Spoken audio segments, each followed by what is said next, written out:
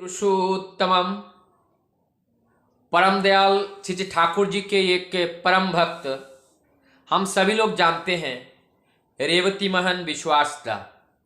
रेवती मोहन विश्वासदा जो अंग्रेजी पत्रिका है, अंग्रेजी पत्रिका लाइगेट के मुख्य संपादक थे। वे न्यूयॉर्क विश्वविद्यालय से उन्होंने ठाकुर जी के दर्शन पर, ठाकुर जी के भावधारा पर उन्होंने पीएचडी किए थे। और वो जो टॉपिक था, जो टाइटल था ठाकुर जी का, जो वाणी है, dharma is the upholder of existence as conceived by Shri Thakur. इस पर उन्होंने अमेरिका में जाकर first PhD holder on the philosophy of Shri Thakur Anukul Chandra, उन्होंने अपने जीवन में बहुत सारे संघर्ष करके परम दयाल के इस जो मिशन है, जो पीएचडी है, उन्होंने पूरा किया था। ये एक अलग विषय है, आज मैं उस विषय पर नहीं जा रहा हूं। आज जो डिस्कशन है, और रेवती मोहन विश्वासदा को हम सभी लोग जानते हैं, सत्संग जगत में उनके बहुत ही अवदान है। उन्होंने जो अमेरिका के पथ पर, अमेरिका पथे, उन्होंने इस किताब को भी उन्होंने लिखे हैं। उनकी जीवन की एक छोटी सी घटना जो हम सबको प्रेरित करती हैं, और परम दयाल श्री ठाकुर किस तरीके से वो हम लोगों के ऊपर दया करते हैं, केवल रेवती मोहन विश्वासदा के प्रति नहीं, हम सबके ऊपर रात दिन हम लोगों ने जितने भी परम दयाल के लिए करते हैं, उनसे कई गुना ज्यादा वो हम लोगों के लिए सदैव करते हैं। एक दिन का सुबह रेवतीदा घर से आश्रम आ रहे थे ठाकुर जी को प्रणाम करने। उस समय रेवतीदा की छोटी बेटी वो दौड़ती हुई आई और कही, पापा हमारे लिए रसगुल्ला लेके आना। और उस रसगुल्ला को लेने के लिए रेवतीदा ने घर से 20 रुपए उठाए और जेब में रखे। आकर के वो देवघर वहां पे आश्रम में चले आए, ठाकुर जी का प्रणाम किया, और प्रणाम करके उठते ही ठाकुर जी ने कहा, रेवती आप उनको 20 रुपए दे सकते हो?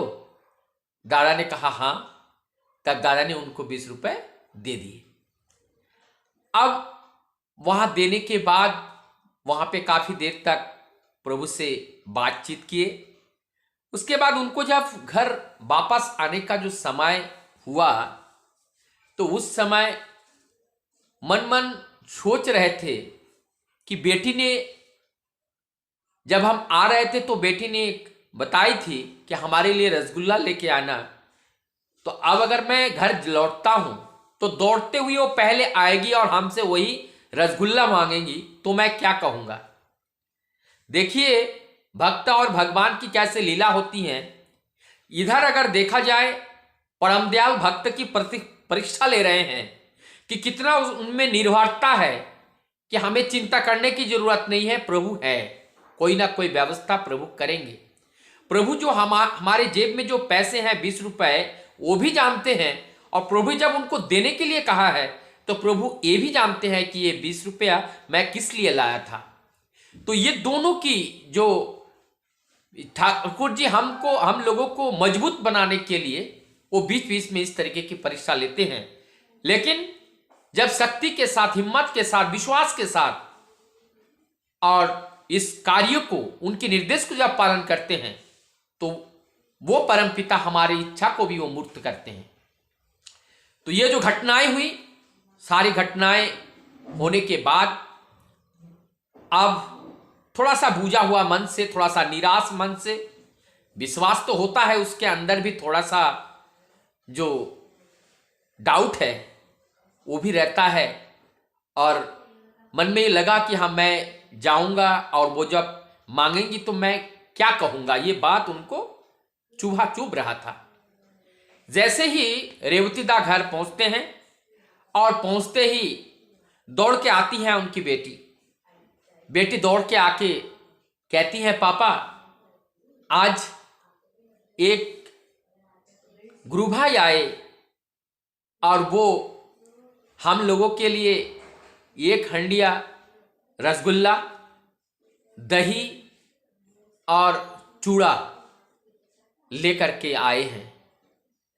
और जब इस बात को उन्होंने कही तो रेवती दा के दोनों आंखों से आंसू झर रहे थे और यही उनके अंदर से आवाज आ रहे थे, प्रभु ये आपकी क्या लीला है, आप किस तरीके से परीक्षा लेते हैं और आप किस तरीके से जो अपने संतानों की जो आवश्यकताएं हैं आप किस तरीके से पूरा करते हैं।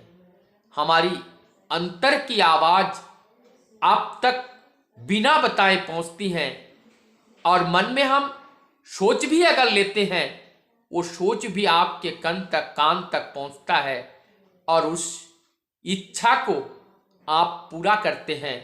मैं ज़्यादा कुछ आपके लिए कर नहीं पाता हूं, लेकिन बिना किए आप इतना हमारे लिए करते हैं।